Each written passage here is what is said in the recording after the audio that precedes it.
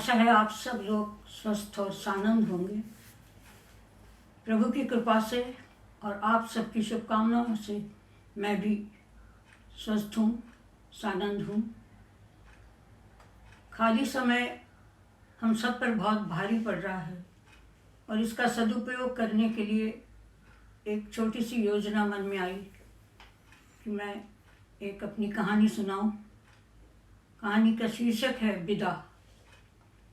दिसंबर 2019 के कथाभीम के अंक में ये प्रकाशित हुई थी और काफ़ी पाठकों द्वारा प्रशंसित हुई थी, तो मुझे लगा ये कहानी आप लोगों को भी पसंद आएगी। जैसा कि मैंने कहा, कहानी का शीर्षक है विदा। नाश्ते की टेबल से उठते हुए अनुराधा ने कहा, सीमा में शाम के खाने पर नहीं हूँ और शायद लौटने में भी देर होगी। कहीं जा रही हैं? नहीं, ऑफिस में ही पार्टी है, फेयरवेल पार्टी। किसकी? मेरी। आपकी ट्रांसफ़र हो रही है? नहीं, मैं नौकरी छोड़ रही हूँ। समीर कहने को तो अखबार में मुंह डाले बैठा था, लेकिन उसके कान इधर ही थे। अनुराधा की आखिरी बात सुनते ही उसने सिर उठाया और कहा, नौकरी छोड़ रही हूँ? किस खुशी में? मैं शादी कर रही हूँ। अब तो अखबार उसके हाथ से छूट ही गया।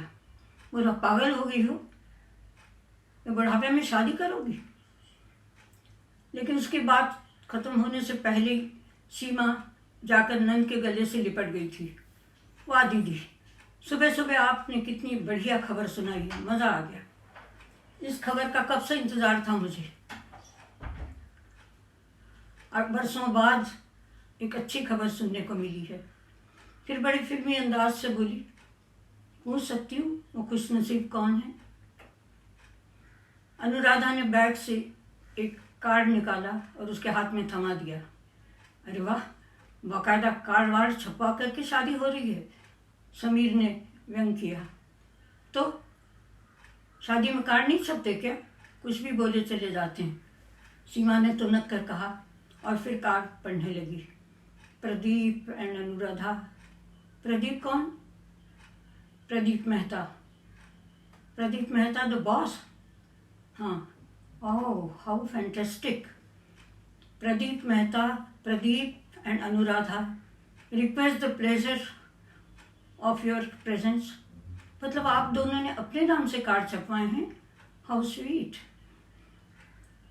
लेकिन ये क्या दीदी, तारीख 2 तारीख लिखी है इसमें। हाँ तो अब आज 30 हो गई, कल 1, 31, परसों 1। बताइए 2 दिन में हम क्या क्या कर लेंगे? समीर गुर्राया। ठीक तो कह रही है वो, पहले से नहीं बता सकती थी? अगर पहले बता देती तो तुम्हारी रिएक्शन कुछ और होती क्या? दीदी आप उनकी तरफ ध्यान मत दीजिए, कुछ भी बोलते हैं। लेकिन सच बताइए, 2 दिन में हम लोग क्या क्या कर लेंगे? कहा तो बेटा कुछ करना ही नहीं है, बुढ़ापे की शादी है। दीदी शादी शादी होती, चाहे बुढ़ापे की हो या किसी भी उम्र की। थोड़ी धूमधाम, थोड़ा जश्न, थोड़ा सेलिब्रेशन तो होना ही है। हाँ तो थोड़ा धूमधाम, थोड़ा जश्न हो रहा है। मेरी सहेलियां हैं ना, सोनाली और पूनम, वो कर रही हैं। रविवार के दिन सोनाली के घर संगीत और मेहंदी का कार्यक्रम है, फॉलोड बाय डिनर। तुम और शमा ज़रूर आना। ज़रूर आना का क्या मतलब? मतलब ये कि मैं रविवार की सुबह ही सोनाली के यहाँ शिफ्ट हो जाऊंगी और वहीं से सोमवार के दिन मंदिर जाऊंगी। मंदिर क्यों? अरे शादी तो मंदिर में ही होगी ना, वो कार्ड में नहीं लिखा है, क्योंकि वहाँ सिर्फ परिवार के लोग ही आमंत्रित होंगे। मैंने तो यही चाहा था कि विधि विधान से शादी बस हो जाए। ये रिसेप्शन वगैरह का आइडिया मुझे बिल्कुल मान्य नहीं था। लेकिन प्रदीप बोले, मेरी दूसरी शादी है तो क्या हुआ, तुम्हारी तो पहली है ना, कुछ तो सेलिब्रेशन होना चाहिए। Oh how sweet of him. तो तुम लोग क्या फिर वो स्टेज पर बैठोगे, रॉयल कुर्सियों पर हार वार डाल के? समीर ने कहा, तुम्हें कार्ड दे तो रही हूँ, आ जाना, खुद देख लेना। अच्छा सीमा, मैं चलती हूँ। हाँ, आज नौकरी का आखिरी दिन है, आज लेट नहीं होना चाहती। बाय। और अनुराधा निकल गई। सीमा बहुत देर तक बंद दरवाजे की ओर देखती रही। फिर पलटकर उसने समीर को देखा और बरस पड़ी। ये तो साफ जाहिर है कि आपको खुशी नहीं हुई, लेकिन कम से कम आदमी दिखावा तो कर सकता है।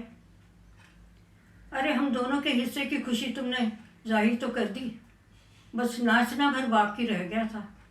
मुझे ऐसा नाटक करना नहीं आता। मैं नाटक नहीं कर रही थी, समझे? मुझे सचमुच खुशी हो रही है। उम्र के इस पड़ाव पर ही सही दीदी सेटल होने जा रही हैं। कितनी अच्छी बात है, क्या खाक अच्छी बात है। एक बुढ़ऊ से शादी कर रही है। पता है, उसके दोनों बेटे कॉलेज में हैं, एक इंजीनियरिंग फाइनल में है और एक शायद MBA कर रहा है। दीदी की शादी अगर समय से हो जाती तो उनके बच्चे भी तो इतने ही बड़े होते, या शायद इससे भी बड़े होते। और कॉलेज में बच्चे होने से कोई बूढ़ा नहीं हो जाता। हमारा शौनक इस साल 12वीं में है, अगली साल वो भी कॉलेज में जाएगा, तो आप बूढ़े हो जाएंगे। एक मुद्दतों बाद उनके जीवन में खुशी की बयार आई है।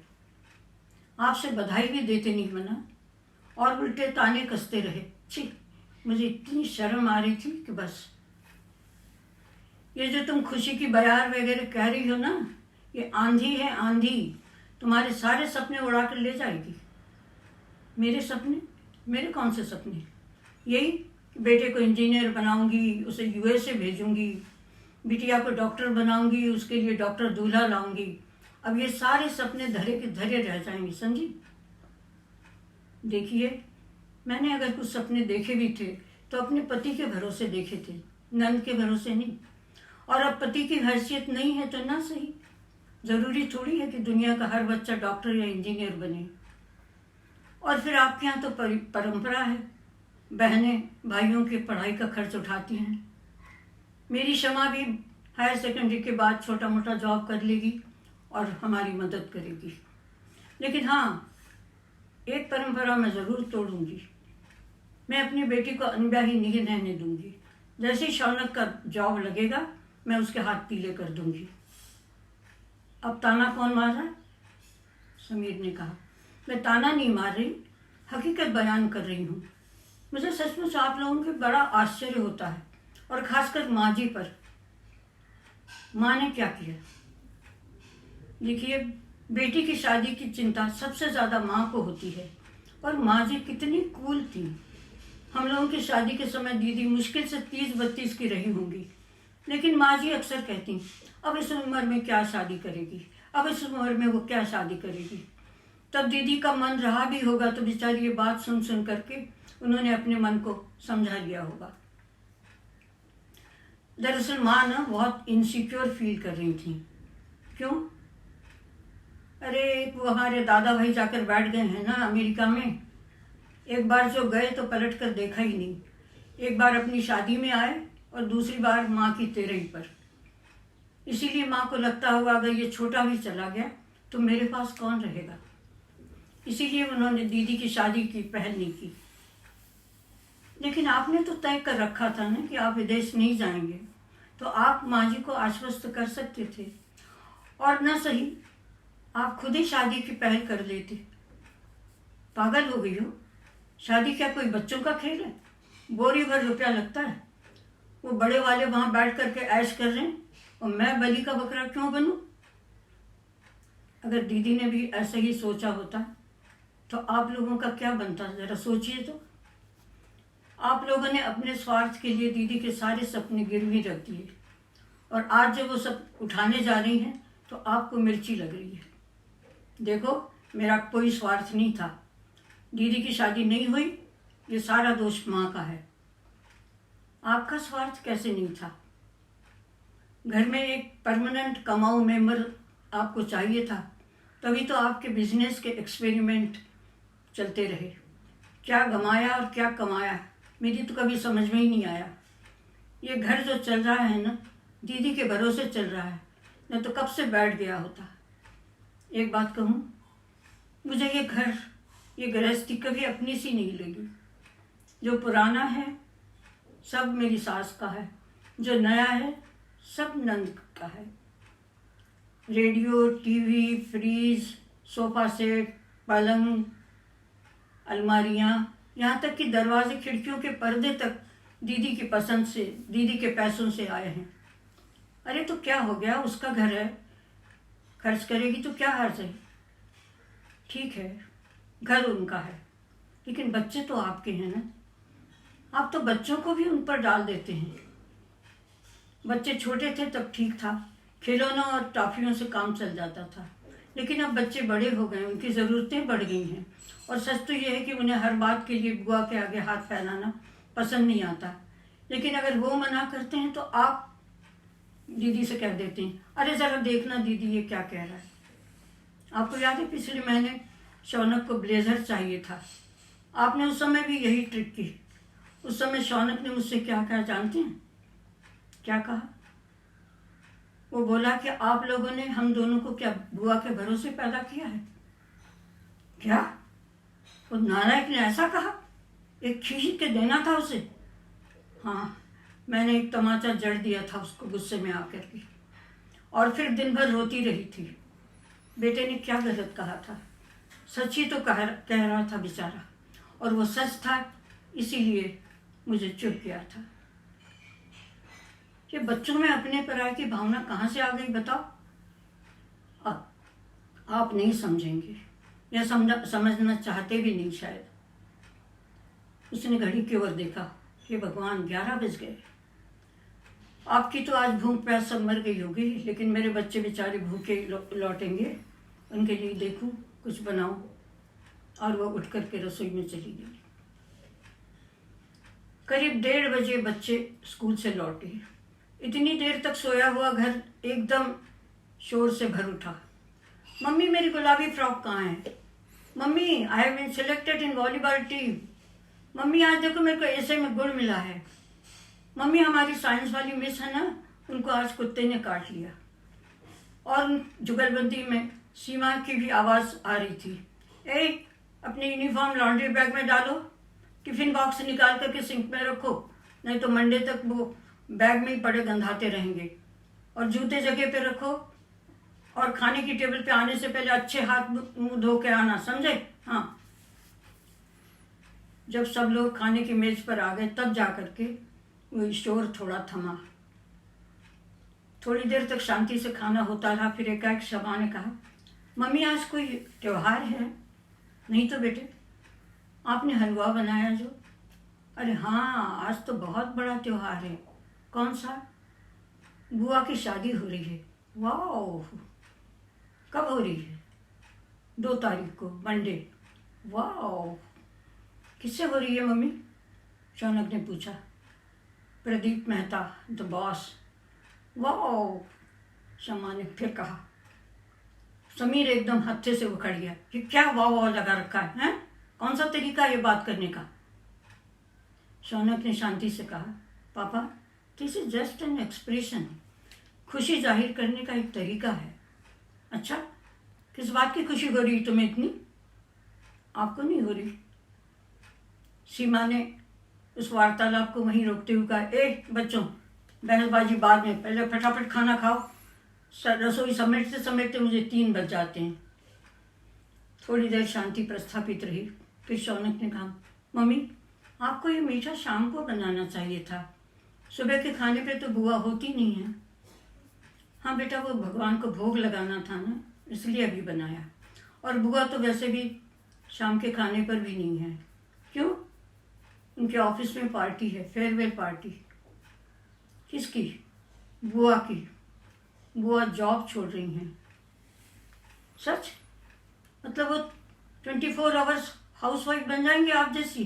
वाह, शमा ने कहा, और फिर एकदम जीभ काट ली। शौनक बोला, ये बहुत ही अच्छी बात है। कितनी साल से बुआ नौकरी कर रही हैं। She needs a break, and just a fine break like this. बच्चों की वो सरलता और वो खुशी देख करके सीमा का मन भर आया। शाम को जब अनुराधा लौटी तो बच्चों ने उससे लिपट करके खुशी का ऐसा जश्न मनाया कि सीमा खुश हो गई। उनका निर्मल आनंद, उनकी निश्चल खुशी देख करके बोली, हे प्रभु, मेरे बच्चों को ऐसी निश्चल, ऐसी निष्कपट बने रहने दो, स्वार्थ की गंध भी इन्हें छूने न पाए। शनिवार की सुबह अनुराधा ने कहा, सीमा, आज हम तीनों खाने पर नहीं हैं, हाँ, मैं बच्चों को ट्रीट दे रही हूँ। और हमने क्या पाप किया? अरे वो तुम्हारे पतिदेव हंडे जैसा मुंह लेके बैठे हैं ना, उनको छोड़कर चल सकती हूँ तो चलो, स्वागत है। नहीं दीदी, मैं मजाक कर रही थी, आज मुझे तो बिल्कुल भी फुर्सत नहीं है, आप लोग जाइए। और जैसे ही बच्चों को लेकर अनुराधा बाहर निकली, सीमा तैयार हो गई। उसने समीर से कहा, देखिए खाना बना कर रखा है, समय से खा लेना, और अगर आपको कहीं बाहर जाना हो तो जाइएगा, मेरे पास चाबी है। तुम कहाँ जा रही हो? सीमा ने जवाब देने की जरूरत नहीं समझी और निकल गई। बच्चे कोई 3-3:30 बजे लौटे, खुशी से उमकते हुए घर में घुसे। दिन भर का ब्यौरा माँ को सुनाने के लिए आतुर थे, और माँ को वो ड्रेसेस भी दिखानी थी, खूबसूरत ड्रेसेस जो बुआ ने रिसेप्शन में पहनने के लिए उनके लिए खरीदी थी।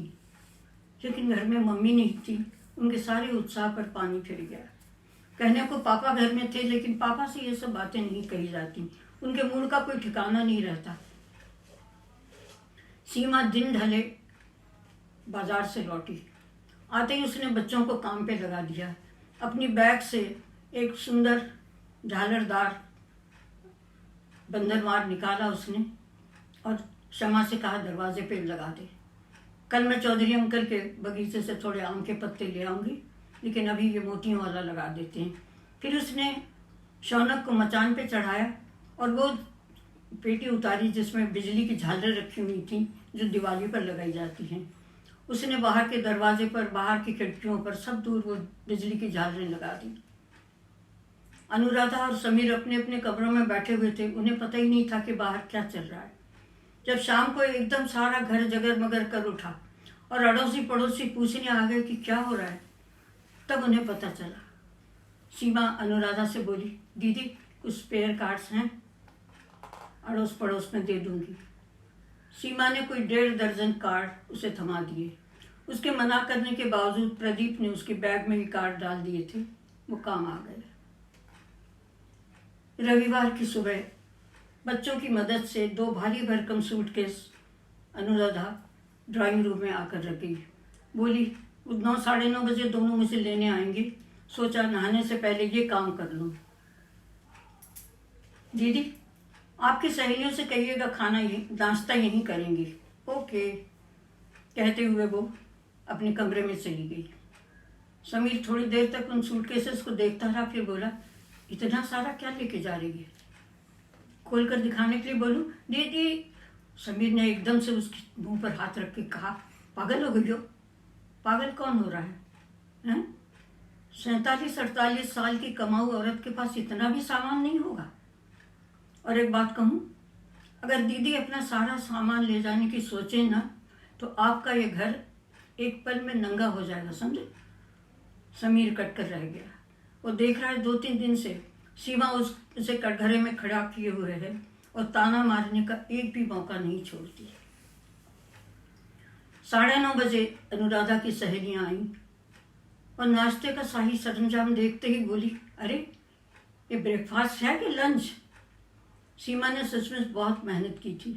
पूड़ी, कचौड़ी, आलू का रसा, बूंदी का रायता, मटर पुलाव, मूली टमाटर की सलाद, पुदीने की चटनी और गुलाब जामुन। इसमें से सिर्फ गुलाब जामुन में बाहर से आए थे, बाकी सब उसने घर बनाया था। सुबह 5 बजे से उठकर लगी हुई थी और उसने टेबल भी खूब अच्छे से सजाया था।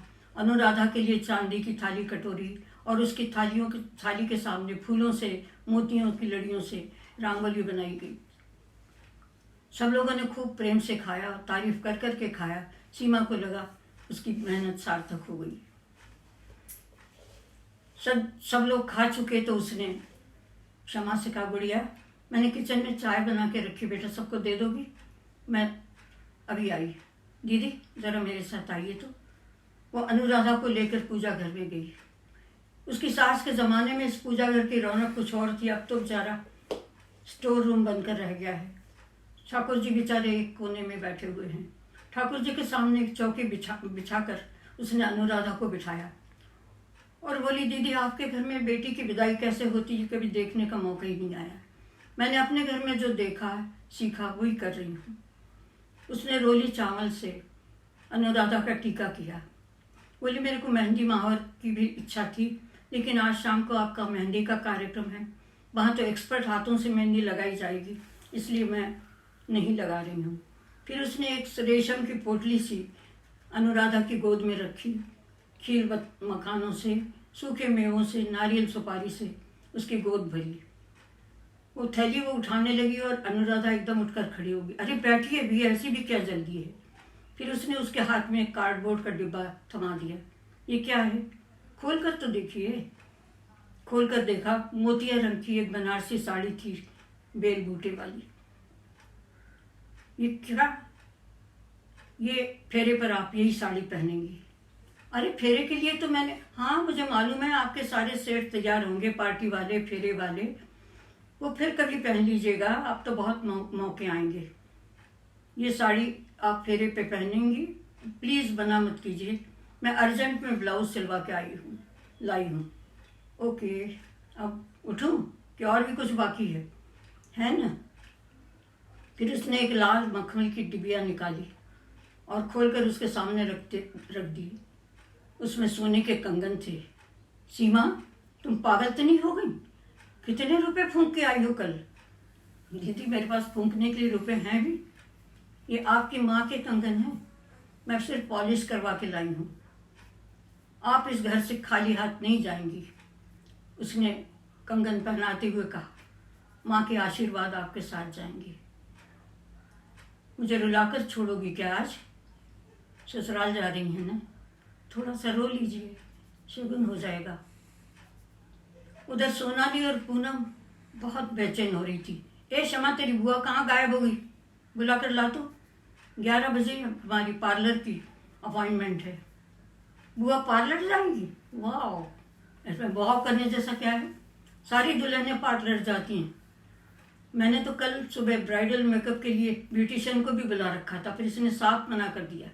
मैंने कहा देवी थोड़ा फेशियल तो करवा ले, शादी कोई रोज रोज नहीं होती। शमा उछलते कूदते पूजा घर की ओर गई और दरवाजे पर ठिठक कर रहेगी। दोनों नंद भौजाई एक दूसरे के गले से लगी खड़ी थीं और जार जार रो रही थीं। उस दृश्य को देख करके पहली बार शमा को एहसास हुआ कि बुआ की शादी का मतलब सिर्फ जश्न, सिर्फ सेलिब्रेशन नहीं है। इसका मतलब है कि बुआ ये घर छोड़कर जा रही है। इस ख्याल के आते ही उसका मन जाने कैसा तो हो गया और वो दौड़कर अनुराधा से लिपट गई और रो पड़ी।